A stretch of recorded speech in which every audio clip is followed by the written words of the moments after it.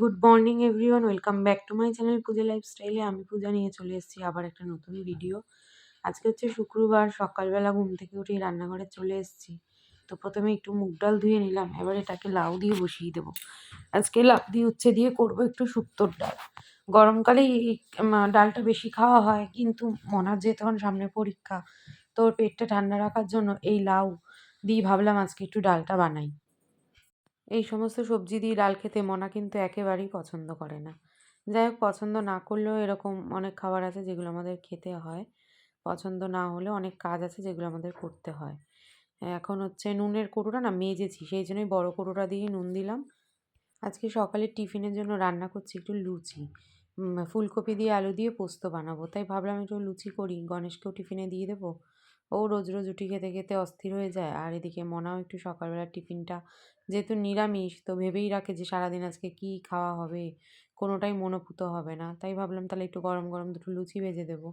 আর মনা কালকে বলছিল যে ফুলকপি আলু কাটতে দেখেছে, বলছে মা এই পোস্ত দিয়ে লুচি খেতে কিন্তু বেশ ভালো লাগে। ফ্রিজে আলু রেখে দিয়েছিলাম, আলুগুলো কীভাবে বরফ হয়ে গেছিলো দেখতেই তো পেলে। বরফ ছাড়িয়ে একটুখানি ভালো ঠান্ডা, মানে ঘরের যে গরম জল, মানে ঘরের তাপে যে গরম জল আর কি, সেই গরম জল দিয়ে কিন্তু ভালো করে ধুয়ে নিলাম। তারপর বসিয়ে দিয়েছি, আর ওদিকে ফুলকপিটাও একটু ভাপে বসিয়েছি। ভাপ না দিয়ে তো ফুলকপি মানে প্রথম থেকে শেষ কোনো সময় খাওয়া যায় না। যখন বছরের শুরুতে আসে ফুলকপি, তখনও কিন্তু ভাপ দিয়েই খাই। কাঁচা লঙ্কাগুলোকে অনেক দিন ধরে ভাবছি একটু পেস্ট করব, পেস্ট আর করা হয়ে উঠছে না। আসলে শীতকালে কী হয় বলো তো, ওই মশলার থেকেও বেশি ধনেপাতা এই সমস্ত দিয়ে খাওয়া হয়, যে কারণে আদা বাটা লঙ্কা বাটা এখন আর সেরকমভাবে লাগছেই না। মশলা ছাড়াই এটা ওটা দিয়ে কিন্তু রান্না করছি, আর সেটা খেতেও বেশ ভালো লাগছে। আর ওই যে গণেশ যেহেতু দুপুরে এখন ভাত খাচ্ছে না, তো আমার রান্না নিয়ে মানে মশলাপাতি দিয়ে কষিয়ে রসিয়ে রাত দেবে এরকম কোনো চাপ নেই। রাতের খাবার দেখবে সবসময় হালকা কোনো কিছু একটা দিয়ে খেয়ে নিলেই হলো।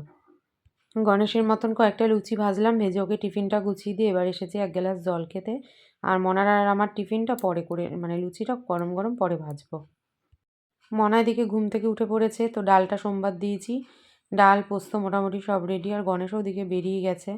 তা এখন কাজ হচ্ছে টিফিন খাবো, আর ওদিকে ঘর মোছা জামা কাপড় কাচা মোটামুটি সবই কিন্তু আমার কমপ্লিট। অনেক দিন ধরেই ভাবছি ফ্রিজটা, ও ঘরের খাট আলমারি এগুলো একটু মুছবো, কিন্তু মোছা আর হয়ে উঠছে না। ওই আলস্য লাগে বলতে পারো। তারপর পুজো টুজো গেল, একটার পর একটা কাজ ছিল। তো আজকে ভাবলাম যে না, আজকে খাওয়া দাওয়া করে আর বসবো না। আজকে এগুলোকে সমস্ত মুছে পরিষ্কার করে স্নান পুজোটা একবারে সেরে নেব। ওই এক এক সময় এক এক রকম মন হয়, এই আর কি। মনা তো ওই ঘরে বসেছে পড়তে, তা মনাকে বললাম তুই পড়, আমি বরং এই কাজগুলোকে সেরে ফেলি। ফেলে রাখলে তো ফেলেই রাখা হয়, ইচ্ছা করলে তো এখন বসেই থাকতে পারতাম। কিন্তু কাজ ফেলে রাখাটা মনে হয় ভালো লাগে না আর কি। মানে নিজেরও একটা কেমন লাগে। অনেক দিন ধরে দেখছি ফ্রিজটা এত নোংরা হয়েছে। ফ্রিজের ভেতরটা সেরকম না, বাইরেটা যেন বেশি নোংরা পড়ে গেছিলো। জায়গার জিনিস এবার জায়গায় গুছিয়ে রাখবো, রেখে ঘরটাকে সবার আগে ঝাড় দেবো।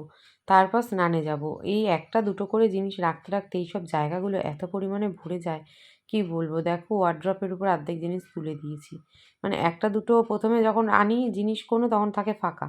তারপর রাখতে রাখতে এটা ওটা সেটা না, মানে আমার একার না, এটা সবার ঘরেই বোধহয় এরম হয়। যতই জিনিস আনা হোক না কেন, সেই তোমার কম পড়বেই। সমস্ত কাজবাজ সেরে ঘরটা ঝাঁট দিয়ে নিয়েছি। এবার ভাবলাম জামাকাপড়টা আলনার গুছিয়ে ফেলি। কারণ আলনার জামাকাপড়গুলো না গুছালে চেয়ারটার মধ্যে তো একদম একরাল জামাকাপড় হয়ে থাকে। খাটের চাদরটাকে ভাবছি একটু পাল্টাবো। কবে পাল্টাবো এটাই ভেবে পাচ্ছি না। কারণ মনার সামনের সপ্তাহে পরীক্ষা। পরীক্ষার সময় আর এসব করা যাবে না। তো ভাবছি যে আজকেই পাল্টাবো নাকি থাক পরীক্ষার পর পাল্টাবো। যা সোয়েটার ভর্তি ওর মধ্যে, আবার সব সোয়েটারগুলোকে নামাতে হবে। ওকে ফেস প্যাকটা অ্যাপ্লাই করলাম, আর সমস্ত কাজ সারলাম, সেরে নিয়ে এখন স্নানে যাব। মুখটার কি অবস্থা! বাইরে এত হাওয়া দিচ্ছে, মনে হচ্ছে মুখে এক্ষুনি টান ধরবে। আর পাশে গরম জল বসিয়েছি, গরম জল ছাড়া স্নান করা যাবে না। যতই গরম গরম ভাব পড়ুক না কেন, এমন একটা ঠান্ডা হাওয়া দিচ্ছে, গরম জল ছাড়া স্নান করা যাবে না। প্রচুর, প্রচুর বাসন না গামলার মধ্যে জমে গেছে। জলগুলো বাসনগুলোকে তুলবো, আর ওদিকে গরম জল বসিয়েছি। আজকে দেখছি আবার বেশ ঠান্ডা হাওয়া দিচ্ছে। মনে হচ্ছে আবার ঠান্ডাটা পড়বে। ঠান্ডা পড়াই ভালো। শীতকালে ঠান্ডা না পড়লে কিন্তু একদম শরীর খারাপ করে। আর এইসব রোগ ব্যাধি যেগুলো এই মানে শুনতে পাচ্ছি আর কি, কানাঘুষো, এইগুলোই শীতে মানে যেটা যে সিজনের আর কি। গরমের সময় গরম, শীতের সময় শীত। এগুলো না পড়লে মানুষের শরীরে সেই ভারসাম্যটাই বা থাকে কী করে বলো? এবছর তো শীতই পড়ল না। স্নান কমপ্লিট, পুজো দেওয়া কমপ্লিট, বাইরের হাওয়া বইছে সুন্দর। আরেকজন এখন পড়ছে, মানডেতে বেঙ্গলি এক্সাম, তার প্রিপারেশন কত দূর। বলবে না, বলতে হবে না, আমরা শুনবোও না, আমরা শুধু রেজাল্ট দেখবো, তাই না? নুনের কৌটোটা তো ধুয়ে দিয়েছিলাম, দেখলাম এখন পুরোপুরি শুকিয়ে গেছে। এবার নুনটা ঢেলে ফেলি। এই বড় কৌটো দিয়ে নুন দিতে না রান্নায় খুব অসুবিধা হয়। আর এই দিতে গিয়ে আমার রান্নায় অনেক সময় নুনও বেশি হয়ে যায়। ছোট চামচ দিয়ে নুন দিলে একটু মাপটা বেশ ভালো বুঝে দিতে পারি।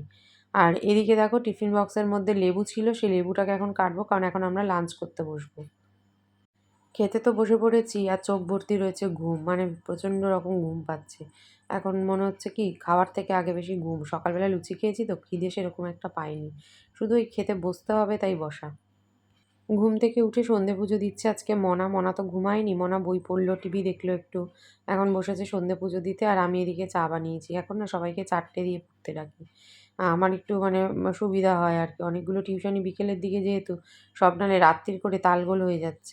আর অনেকেরই আছে স্কুল তাড়াতাড়ি, তো তাদের কোনো অসুবিধা হচ্ছে না। তো তাহলে বুঝতে পারছো যে দুপুরবেলার ঘুম আমার বিকেলে কটার সময় উঠতে হয় আর কি। ওই জন্যই সন্ধে পুজোর ভার এখন মনার উপর। কারণ ৪টের আগে তো আর আমি সন্ধে পুজো দিয়ে বসতে পারি না, তাহলে আর সেটা সন্ধে পুজো থাকে না।